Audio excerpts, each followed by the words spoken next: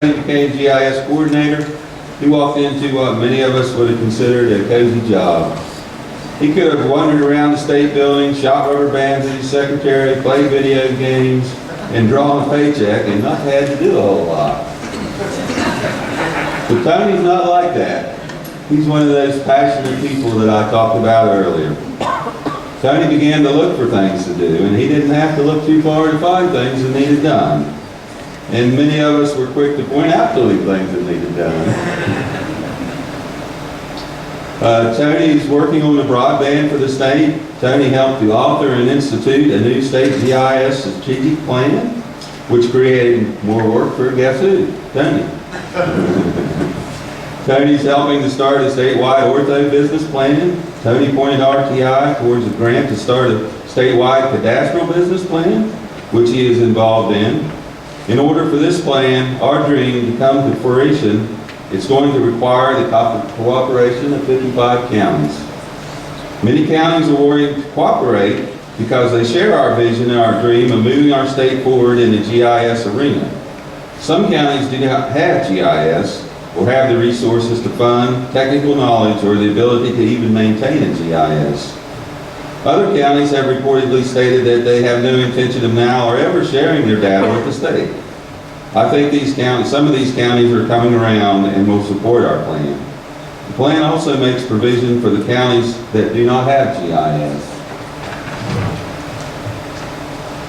Every county GIS was funded by taxpayer money. Everybody that worked on the GIS was paid by government funds from taxpayer dollars. The taxpayers of this state have paid for these maps and paid everybody who worked on these maps. Now it's time to get together and make this statewide cadastral plan happen.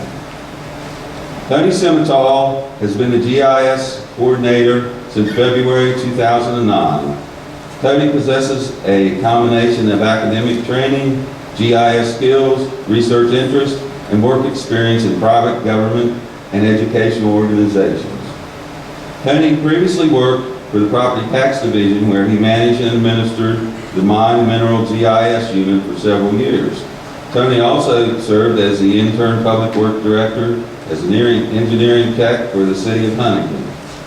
Mr. Simental is a graduate of Marshall University, where he obtained an MS in geography in 1999. As state coordinator, Mr. Simental is also the broadband mapping manager, and he is looking forward to collaborating with both public and private sectors on this important enterprise. He's a resident of Huntington. His wife, Maria, also works for the state with Jennings, and he has 4 children and 1 grandchild. Let's welcome Tony.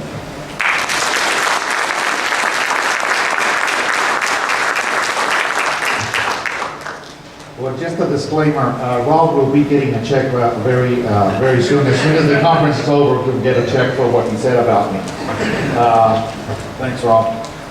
One of the things that I wanted to do, I'm going to try to keep it short, is since our last conference, or our last big meeting that we had in Huntington, it's been already 2 years that we had that.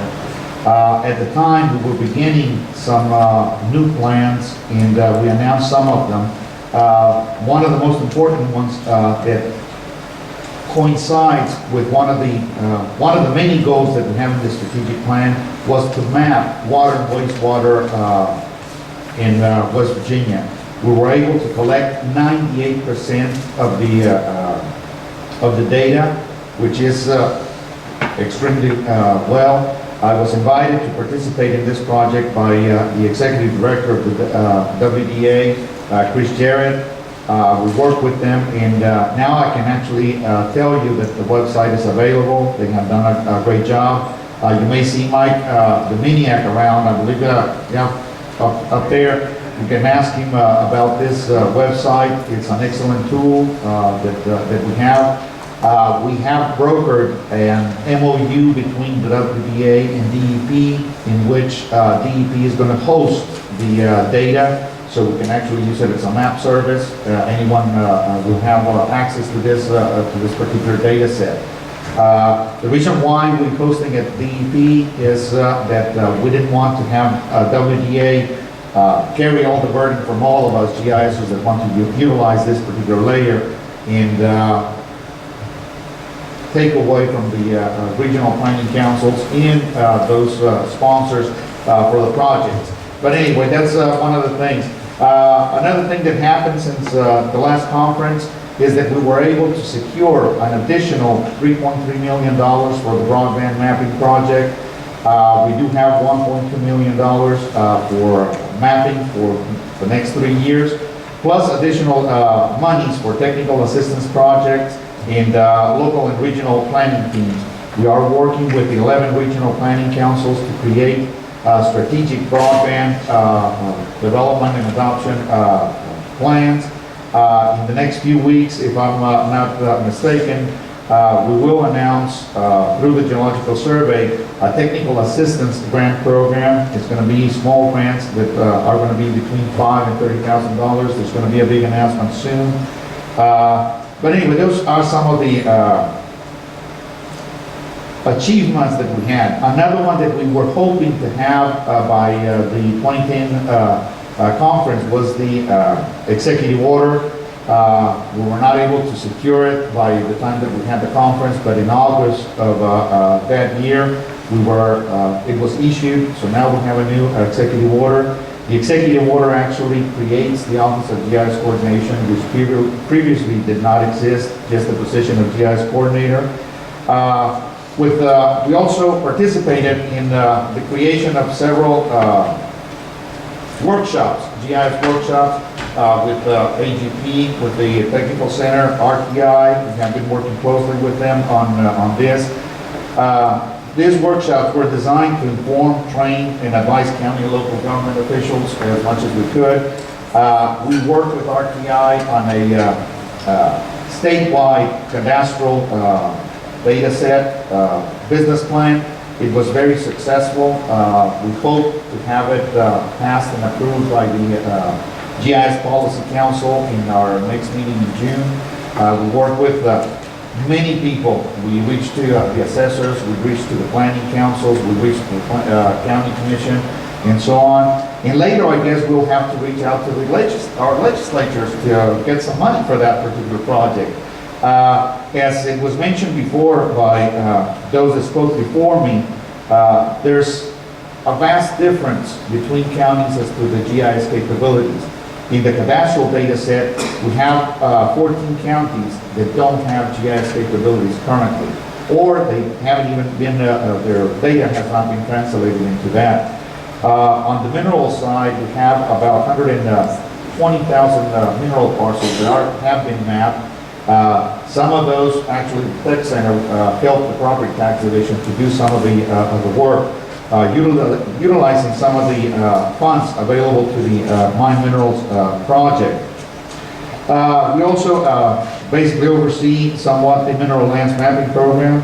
Our office provided technical assistance and advice to DEP. Yes, when you think about Larry Evans, you can say, yeah, what kind of advice did Tony give Larry? But no, believe it or not, yeah, we kind of exchange information, although he knows a lot more than I do.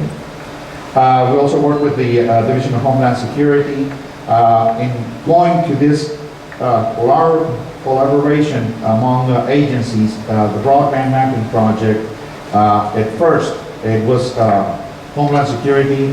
Jennings' team has been collecting all the data for the community anchor institutions. Personnel at the Geological Survey has done an excellent work providing this data to NTA. The last that I heard, and maybe Ty can correct me on that one, we were number 4 or number 3 on the ranking of the submittals. Is that true? 4? Yeah, we're number 4. So we're very proud of the work that we have done. And with the additional funding that we have, now we're reaching out beyond these agencies that have been working together. Now we're reaching to the planning councils, and we're going to reach to smaller agencies, non-governmental, non-profit, units of local and regional government. So we have a lot of things to do. I won't bore you with more stuff because I believe that I have another slot where I have to actually give the report of achievements later today when we have our membership meeting. But I do want to take a time at this moment to honor some important people in the GIS world.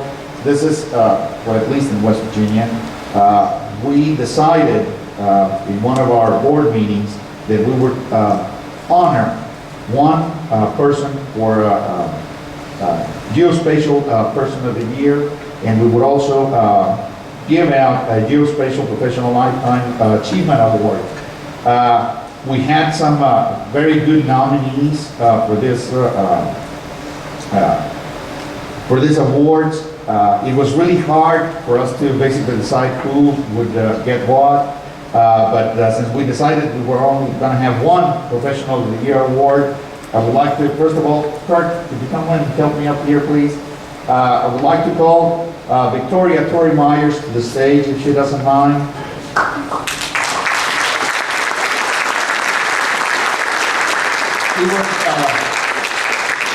It was a tough competition, but she basically deserves it. She was nominated by the assessor of her county, and she is our first Geospatial Professional of the Year.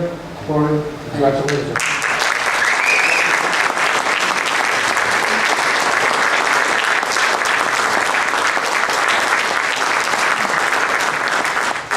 Wow, thank you. Now, and the Professional Lifetime Achievement Award for our geospatial professionals, we were battling on who would get this, because there's many people that have been out there. One of them, unfortunately, he's not here because he is in another conference. It is Larry Evans. You all know him. He's been very forward and very influential in GIS. But there's someone else that it is here, and he has shown a long-term commitment to the field of GIS, and for his excellent work while leading successful projects that have added value to the GIS community, and for giving considerable volunteer time for GIS conferences, user group meetings, workshops, etc., and for his tireless efforts to share the wisdom of his GIS experience in helping the GIS users throughout the Mountain State. We the West Virginia Association of Geospatial Professionals, present this Professional Lifetime Achievement Award to Mr. Clark Donaldson.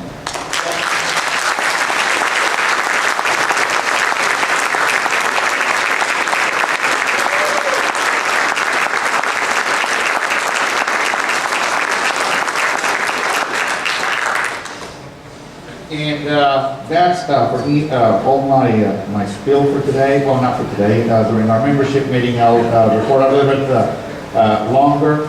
And I thank you for listening. Thanks.